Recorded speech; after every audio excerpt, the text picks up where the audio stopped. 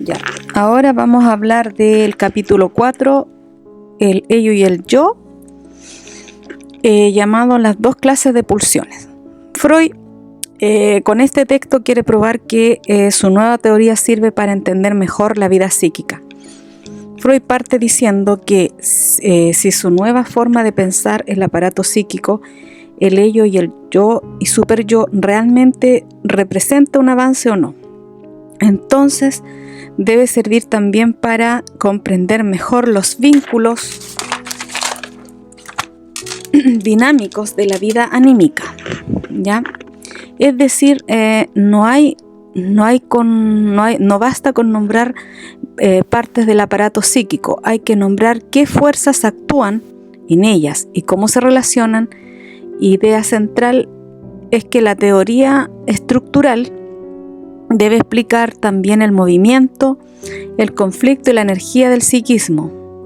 Como por ejemplo, no basta decir esto pertenece al ello o esto pertenece al yo, y hay que entender qué pulsión también está actuando. Esto como a través, ¿cierto?, de los vínculos dinámicos de la vida anímica. Y contra qué enfrenta y cómo circula esa energía. Bueno, el yo está guiado por las percepciones, eso ya lo teníamos claro, así como el ello por las pulsiones. Freud dice que para el yo las percepciones tienen un valor semejante al de las pulsiones tienen para el ello. El yo está más ligado a la realidad y a lo que se percibe.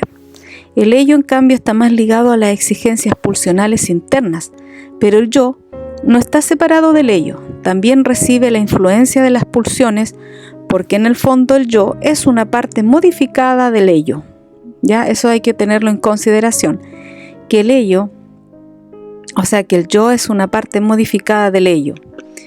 Yo y ello no están aislados.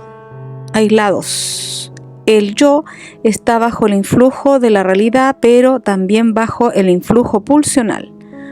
Una persona quiere estudiar porque sabe que debe rendir bien en una prueba. Esa es la realidad o el principio de realidad. Pero al mismo tiempo tiene impulsos de descanso, de placer o incluso de agresividad consigo mismo. Eso predomina el ello. Por lo tanto, el yo con el ello están vinculados y también se conectan. Freud distingue dos clases de pulsiones. Aquí comienza el corazón del capítulo. Freud plantea que existen dos clases de pulsiones. Las pulsiones de vida o llamadas ero, que son pulsiones sexuales en un sentido amplio y también incluyen la autoconservación. Freud reúne bajo el nombre de eros a esta pulsión de vida. En cambio, también existe otras que serían las pulsiones de muerte, que son más difíciles de captar directamente. Freud ve que en el sadismo una de sus expresiones y produce que existe una pulsión que empuja a lo vivo a volver al estado inorgánico. Entonces, la vida psíquica no está movida solamente por una sola energía, sino por la tensión entre dos tendencias básicas, una que une, conserva y complejiza la vida y otra que deshace, destruye y conduce hacia la muerte. Entonces, ¿qué vendría a ser Eros? Eros es la que busca unir, ligar, reunir, conservar la vida, crear organizaciones cada vez más complejas. Freud no lo limita al acto sexual. Eros incluye también amor, vínculos, sexualidad, autoconservación, ligadura de energías. Eros vendría a ser la fuerza que mantiene unida la vida. Por ejemplo, el amor, la amistad, el cuidado del propio cuerpo, el deseo de construir algo o el vínculo con otros pueden entenderse como manifestaciones de ese Eros. Ahora entonces, ¿qué entendería Freud entonces por la pulsión de muerte? Freud plantea que hay una tendencia opuesta más silenciosa y difícil de observar que busca deshacer la organización de la vida y llevarla hacia el estado sin tensión, sin excitación, inerte, la llamada pulsión de muerte. La pulsión de muerte apunta al retorno al retorno a un estado anterior a la vida, al descanso absoluto de lo inorgánico. Nos expresa siempre como deseo consciente de morir, pues aparece como la autodestrucción, la repetición dañina, la agresividad, la compulsión a arruinar lo que hace bien al sujeto. Entonces, vida es igual compromiso entre eros y pulsión de muerte. Freud decía entonces que la vida misma sería un compromiso entre estas dos tendencias, porque eros complica, organiza y une la vida, y la pulsión de muerte que lo que hace es desligar, reducir tensiones y empujar a la destrucción. Vivir significa estar sostenido en el conflicto entre unión y desunión, entre construcción y destrucción. Una relación amorosa puede tener elementos de unión, cuidado y deseo de permanencia, pero también de rivalidad, agresión, celos y deseo de dañar. Freud usa analogía biológica, anabolismo y catabolismo. Intenta con esto apoyar su teoría con la biología. Por ejemplo, explicaba él que el anabolismo son los procesos que construyen, unen y conservan, y el catabolismo son procesos que degradan, destruyen, deshace. Así sugiere, en todo ser vivo ambas pulsiones estarían presentes, aunque mezcladas en distintas proporciones. Las dos clases de pulsiones no actúan por separado de un modo puro, sino entremezcladas. La mezcla pulsional es lo fundamental o lo principal. Freud insistía en que eros y la pulsión de muerte suelen aparecer mezclados. No suele haber una manifestación pura o por aislado de una pulsión sola, sino que hay combinaciones, como por ejemplo el sadismo. El sadismo es una mezcla de estas dos pulsiones. ¿Por qué? Porque hay un componente sexual que sería eros y por el otro lado estaría un componente destructivo o agresivo que sería la pulsión de muerte. Muchas conductas humanas contienen mezclas de amor y agresión. Entonces, la pulsión de muerte puede desviarse hacia afuera. Freud planteaba que en los organismos más complejos, una parte de la pulsión de muerte puede desviarse hacia el mundo exterior.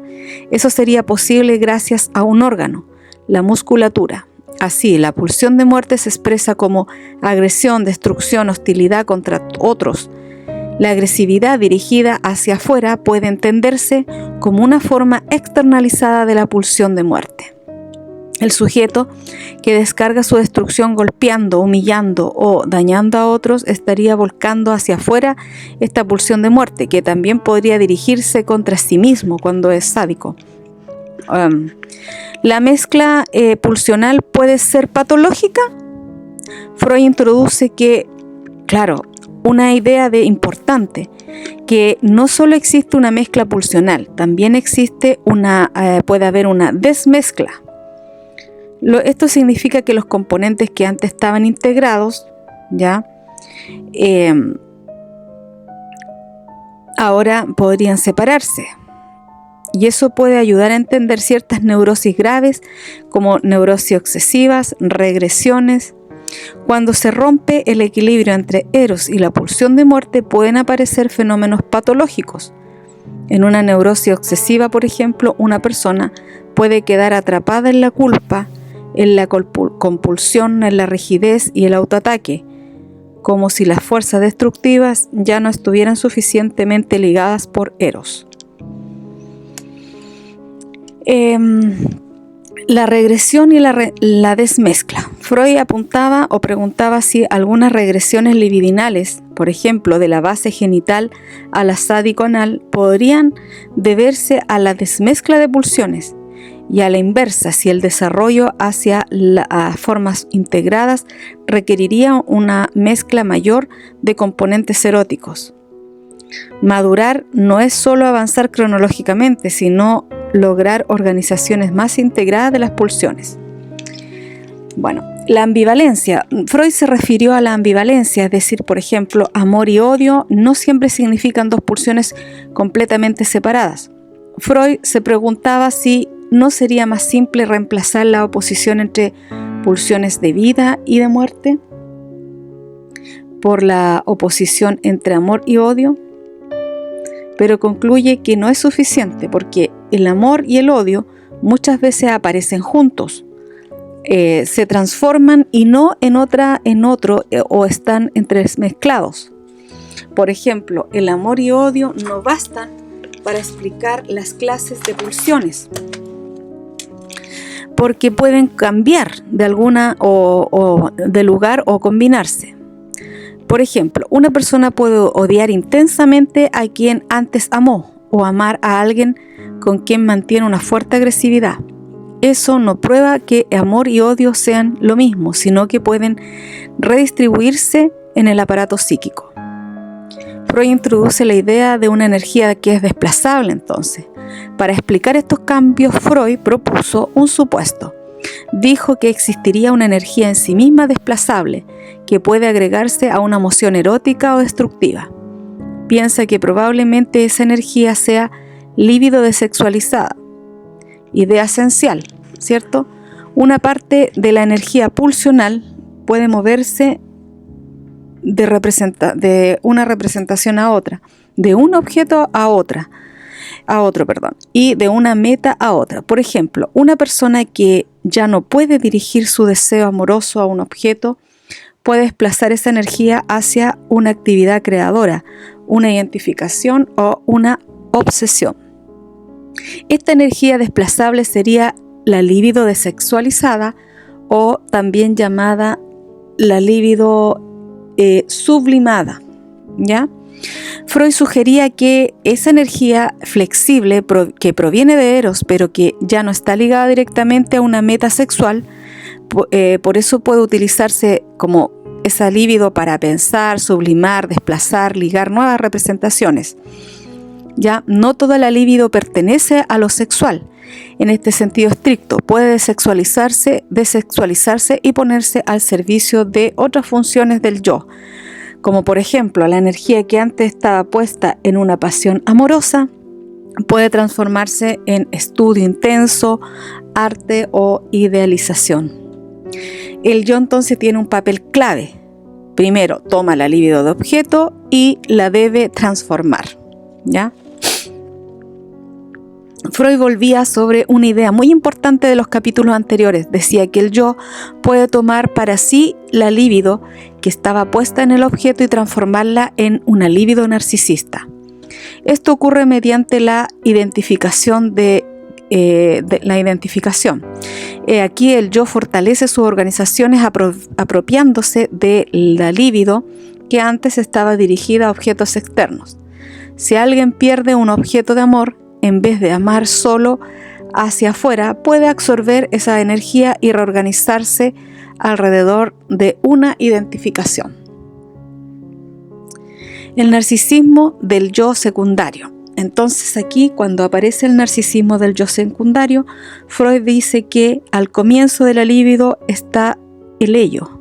Más tarde, parte de ella se dirige a los objetos y luego el yo intenta reapropiarse de esa libido.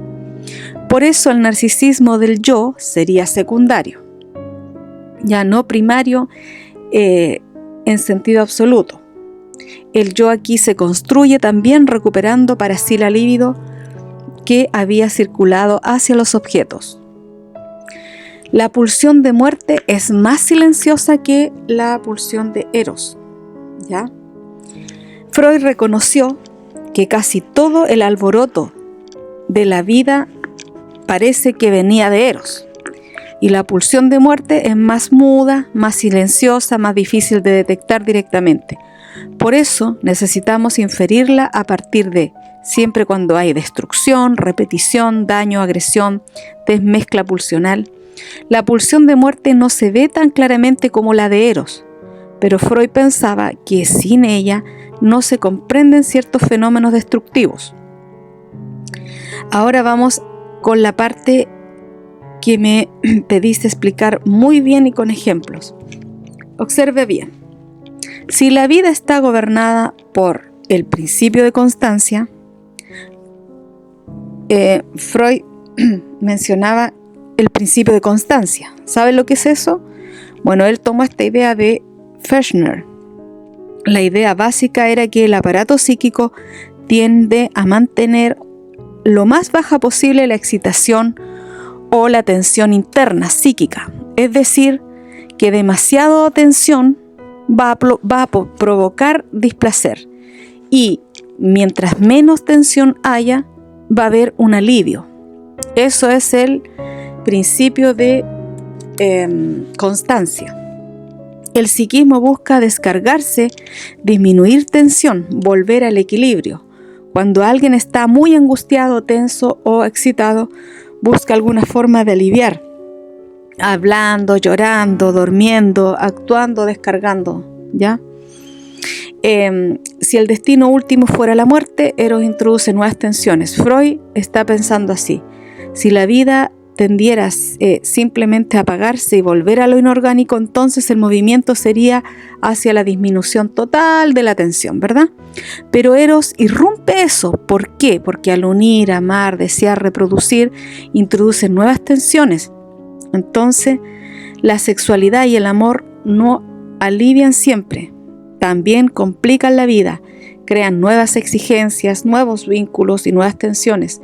Enamorarse no tranquiliza simplemente, también trae ansiedad, deseo, conflicto, esperas, celos, fantasías, necesidad, etc. Entonces, el ello, guiado por el principio del placer, quiere volver esas tensiones.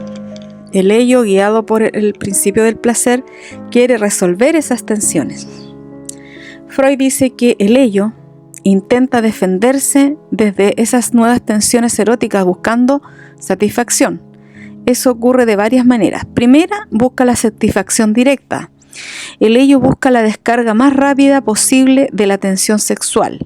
El placer funciona como una forma de aliviar la excitación producida de Eros. El deseo sexual genera tensión y la satisfacción sexual permite una descarga y por eso disminuye momentáneamente la tensión. El acto sexual como ejemplo de descarga. Freud decía que la satisfacción sexual plena produce una descarga importante de tensión.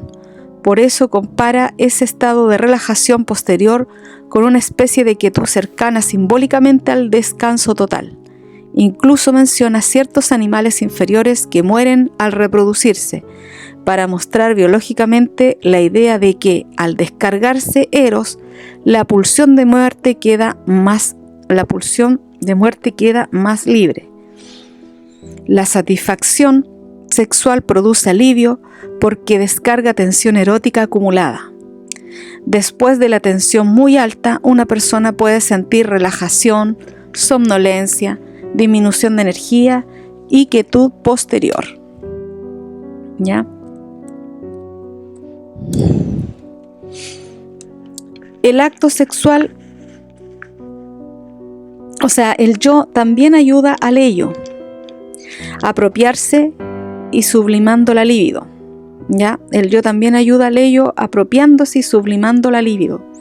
Freud termina diciendo que el yo le alivia al ello parte del trabajo porque toma la libido de objeto y la hace suya, la liga, la sublima, la orienta a otros fines. Es decir, no toda la tensión erótica se resuelve por descarga sexual directa.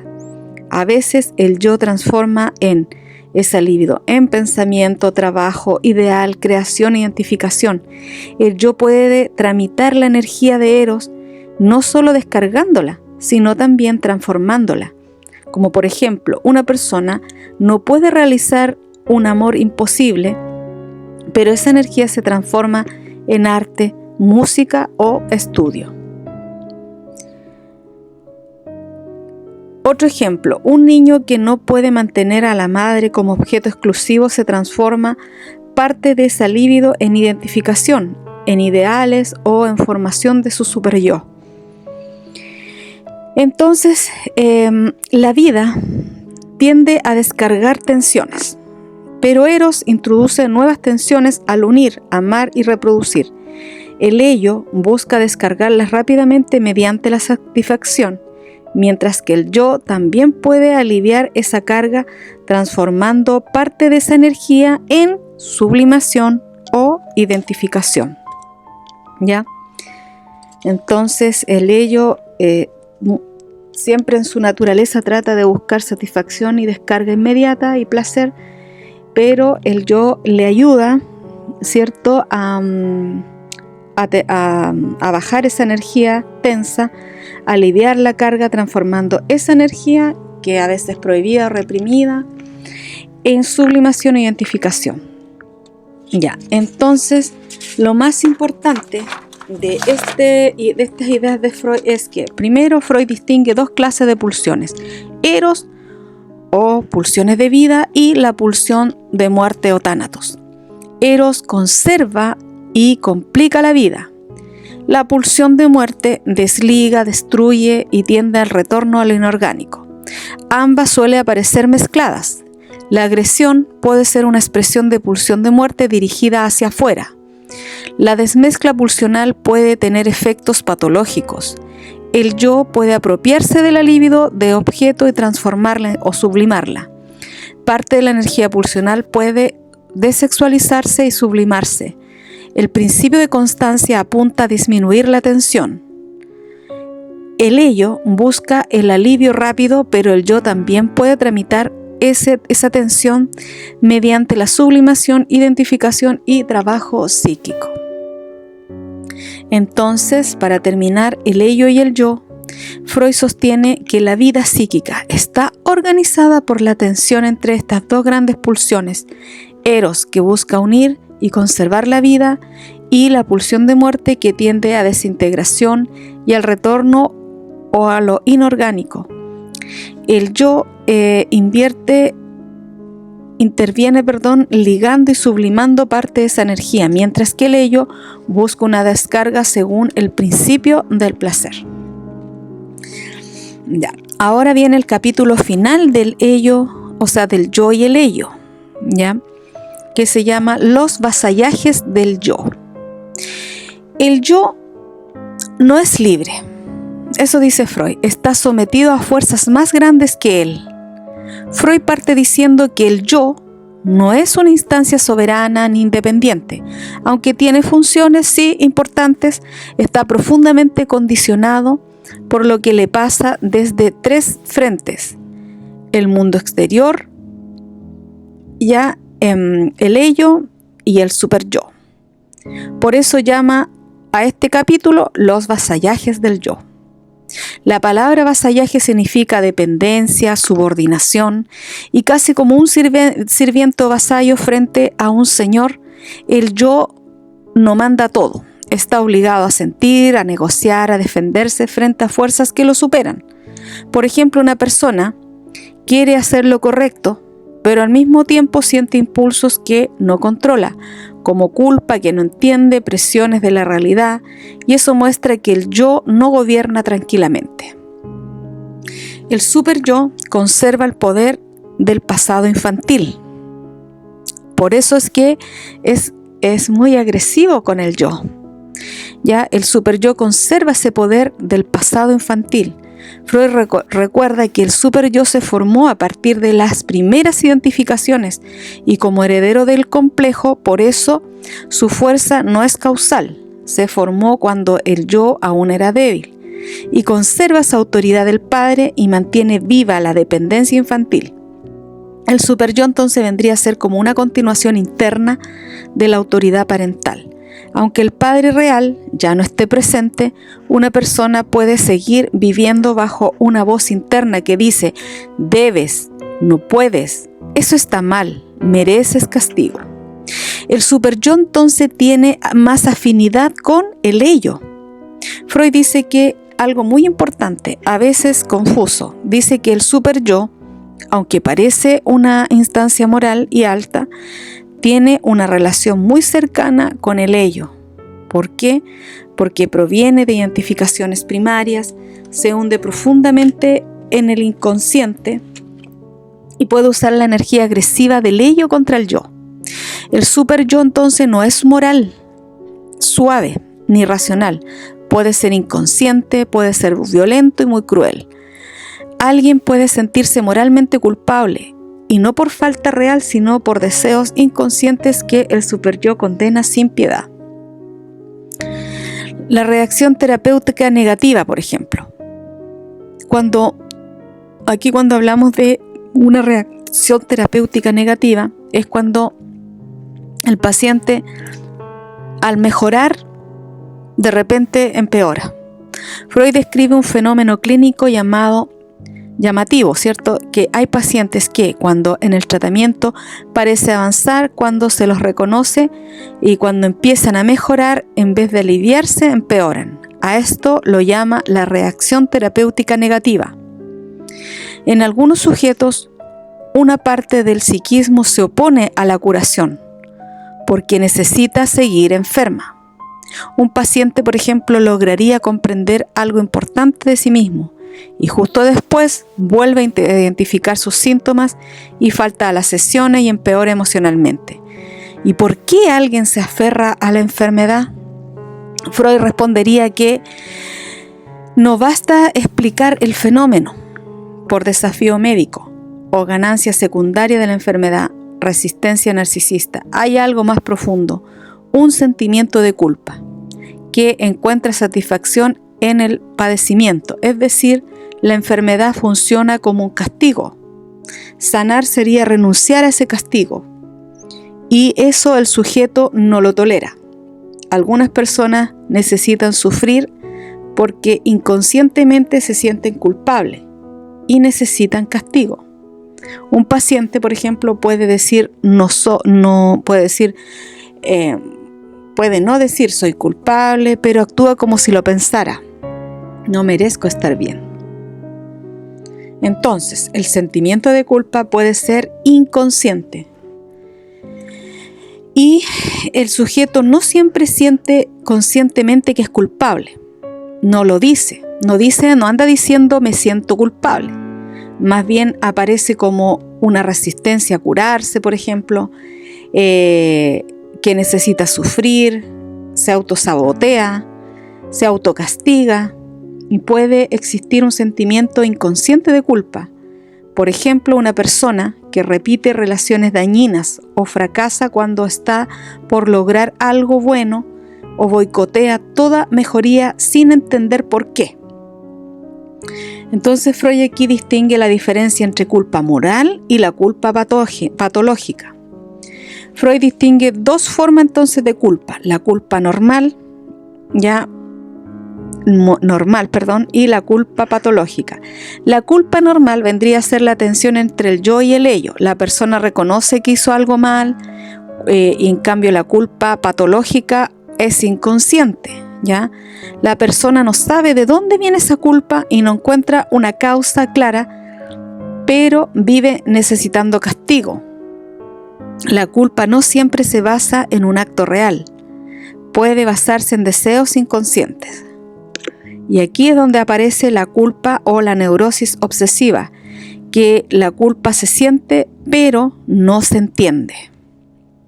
En la neurosis obsesiva, Freud decía que el sentimiento de culpa suele ser muy intenso, pero el yo no puede justificarlo. Entonces el paciente lo vive como exagerado, absurdo, quiere que se lo desmientan, no entiende por qué se siente así, pero el análisis muestra que el superyo sabe algo que el yo no sabe, conoce los impulsos reprimidos del ello y castiga al yo por ellos. En la neurosis obsesiva, el superyo sabe más del ello que del propio yo. Muy claro, lo vuelvo a repetir, en la neurosis obsesiva el superyo sabe más del ello que el propio superyo. Entonces, por ejemplo, una persona piensa, si pienso algo malo, casi es como si lo hubiera hecho. Si no hago este ritual, algo terrible pasará. Aquí el superyo condena incluso el pensamiento.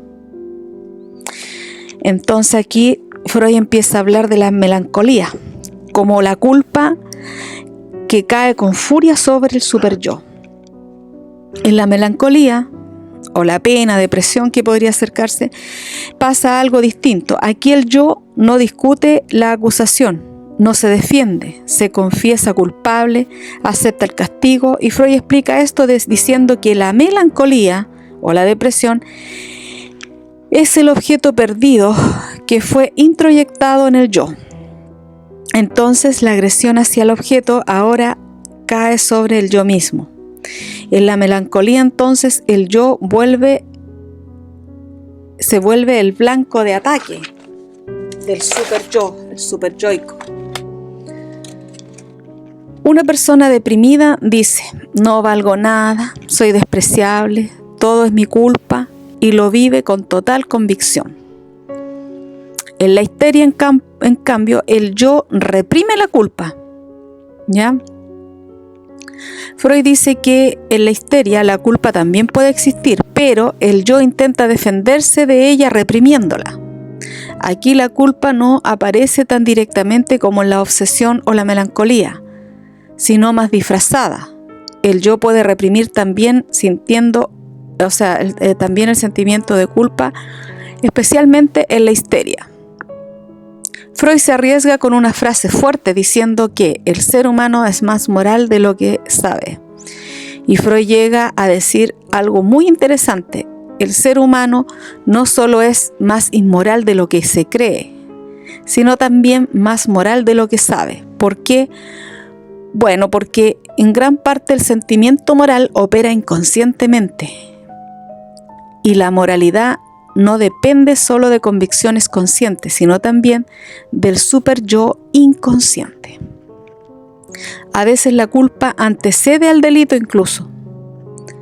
Freud observa un fenómeno muy llamativo. En algunos delincuentes, sobre todo juveniles, había un fuerte sentimiento de culpa antes del delito. Entonces, el acto delictivo no sería la causa de la culpa, sino una manera de darle un objeto, una justificación. Algunas personas delinquen para poder decir: ahora sí soy culpable por algo concreto que hice.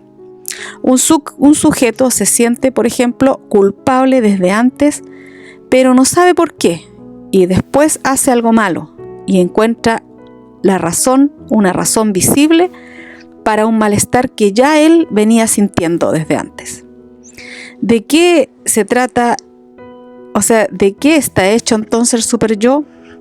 Freud pregunta si el superyo está hecho de palabras como otros contenidos del yo. Responde él: sí, en relación con palabras, normas y conceptos, pero su energía no viene solo de lo escuchado o leído. Viene también del ello, de las fuerzas pulsionales inconscientes. El superyo no es solo una colección de frases morales, también tiene detrás una energía afectiva y agresiva muy poderosa. No basta entonces, por ejemplo, que una persona sepa racionalmente que no debería ser tan severa consigo misma. El superyo no funciona solo con lógica, sino con fuerza pulsional. El superyo, es decir, es agresión y autodescripción. Ahora vamos a ver la parte más importante de este capítulo. En la melancolía, el superyo se vuelve extremadamente cruel. Freud observa que en la melancolía el superyo puede atacar al yo con una dureza brutal. Dice incluso que parece como si se hubiera apoderado de todo el sadismo disponible. El superyo puede transformarse en una instancia sádica que maltrata al yo. Un sujeto melancólico no solo se critica, se destruye internamente con acusaciones feroces. ¿Por qué el superyo puede volverse tan destructor? Freud responde usando una teoría de las pulsiones. Él dice que el superyo se deposita una parte del componente destructivo. Esa agresión se vuelve contra el yo y por eso el ideal moral puede transformarse en verdugo. El superyo no es solo moral, puede ser un lugar donde se descarga una pulsión de muerte contra el yo. En las neurosis obsesivas, el yo no se suicida porque el objeto sigue afuera. Freud compara la melancolía con la neurosis obsesiva. En la obsesión hay mucha culpa y castigo, pero el sujeto no suele llegar al suicidio tan fácilmente. ¿Por qué? porque en la neurosis obsesiva el objeto todavía está fuera. La agresión puede desplazarse hacia el objeto o a rituales y pensamientos. No recae totalmente sobre el yo. Mientras en la melancolía, el yo es el blanco directo, en la obsesión, el conflicto todavía pasa por el objeto. ¿Qué pasa con el amor y odio en la obsesión?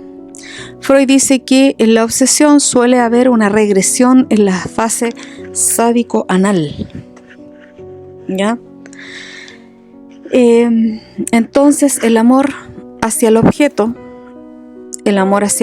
puede transformarse en agresión hacia el mismo objeto. Pero el yo no acepta estas tendencias agresivas y trata de defenderse con formación reactiva, medidas precautorias, rituales. El superyo, sin embargo, actúa como si el yo fuera culpable de todo eso. En la obsesión, el sujeto se defiende de su agresión, pero el superyo igual lo castiga por ella. Tomás, por ejemplo, en el caso se ve en clase, no hace daño real, pero se siente perseguido por sus pensamientos y se castiga ritualizando. Mientras más se reprime la agresión hacia afuera, ¿ya? Más puede crecer la agresión hacia adentro. Freud formula una idea muy potente: mientras más un ser humano sujeta su agresión hacia afuera, tanto más severo y agresivo se torna su superyo contra el yo.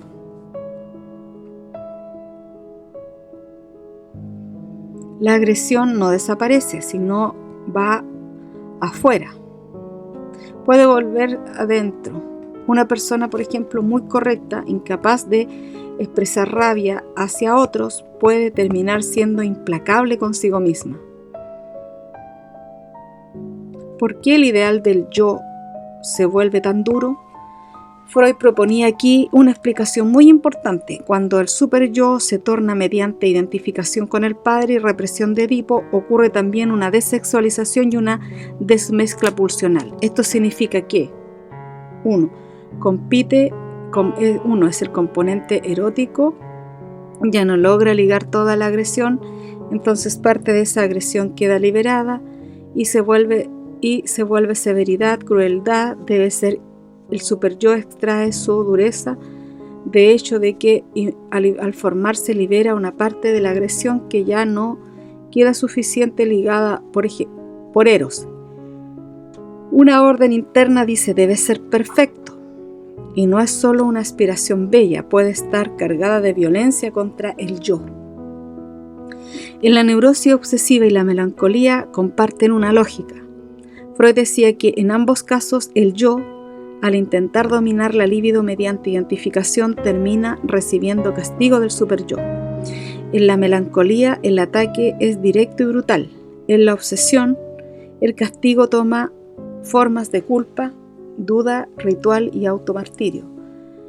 En ambos cuadros, el yo paga caro su intento de dominar el conflicto pulsional. La debilidad del yo y sus tres servidumbres. Entonces, el yo es vasallo y tiene tres tipos de servidumbre. El yo tiene funciones importantes, pero no por eso deja de ser débil. Freud reconoce que el yo hace mucho. Organiza el tiempo, examina la realidad, piensa, controla la motilidad, intenta gobernar, pero eso no significa que sea todopoderoso.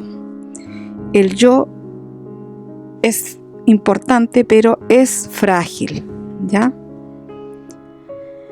Es frágil. El yo está sometido a tres amos. Aquí aparece la gran idea de este capítulo. El yo está sometido a tres peligros o tres servidumbres. Al mundo exterior, al principio de la realidad, ¿cierto? Al ello y el superyo. El yo debe mediar constantemente entre la realidad, las pulsiones y la conciencia moral. Una persona puede desear algo, que sería el ello. Saber que no conviene la realidad y sentir que sería inmoral incluso pensarlo. Y eso es el superyo. Cada peligro corresponde a una forma de angustia. Freud dice que hay 3 tipos de angustia según de dónde venga el peligro. Está la angustia frente al mundo exterior, angustia frente al ello y la angustia frente al superyo. La angustia es la señal de que el yo se siente amenazado. El yo quiere mediar, pero también miente y adulta. Freud compara al yo como un político oportunista o un estadista que no siempre dice la verdad. El yo intenta agradar al ello, intenta obedecer la realidad, intenta no chocar por ningún motivo con el superyo. Racionaliza, encubre y negocia.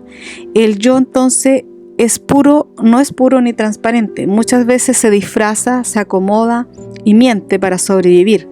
Una persona puede justificar racionalmente una conducta cuando en realidad está obedeciendo a un deseo inconsciente o evitando una culpa. El yo puede ayudar a una pulsión de muerte sin quererlo. Freud dice algo muy duro: cuando el yo sublima o identifica, a veces ayuda a desmezclar pulsiones y libera agresión en el superyo. Entonces termina colaborando sin querer con la pulsión de muerte. El yo, al tratar de organizar y dominar, puede también generar nuevas formas de autoagresión. El yo teme especialmente al superyo. Entre sus 3 servidumbres, Freud dice que una de las más interesantes y severas es la del yo frente al superyo. ¿Por qué? Porque aquí aparece una angustia de conciencia moral.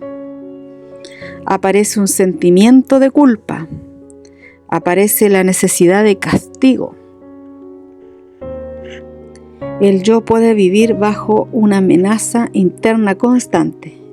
La angustia de conciencia moral continúa la angustia de castración. Freud enlaza aquí la teoría del superyo con el complejo de Edipo. Dice que la angustia ante el superyo continúa la antigua angustia de castración. La culpa moral adulta tiene una raíz infantil en el temor al padre y la castración simbólica. Vivir es igual sentirse amado y protegido. Morir, sentirse abandonado, odiado sin sostén.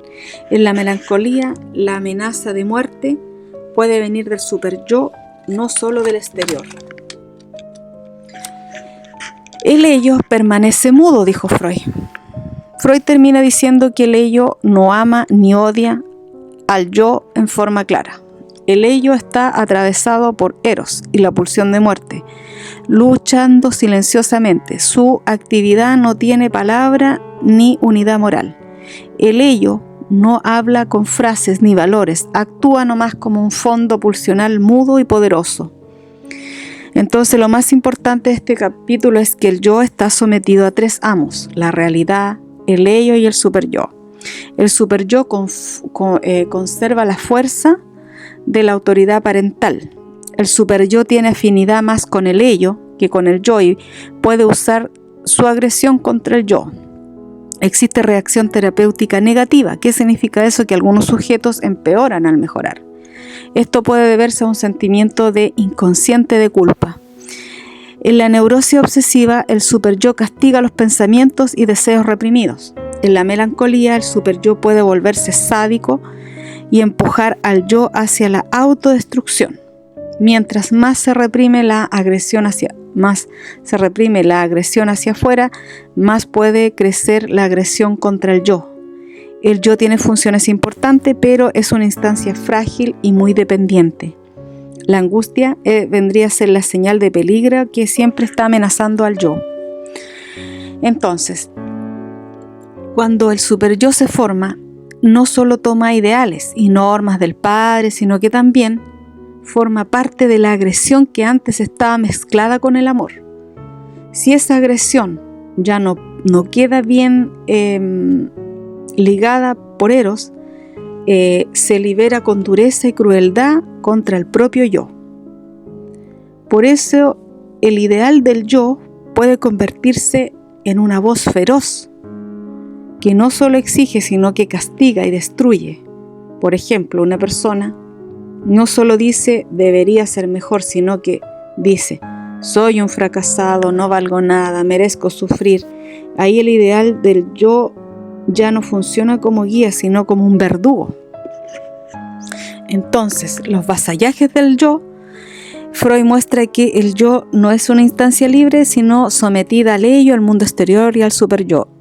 Este último puede volverse especialmente cruel al apropiarse de la agresión pulsional y dirigirla contra el yo, lo que explican fenómenos como la culpa inconsciente, la reacción terapéutica negativa y la autodestrucción melancólica.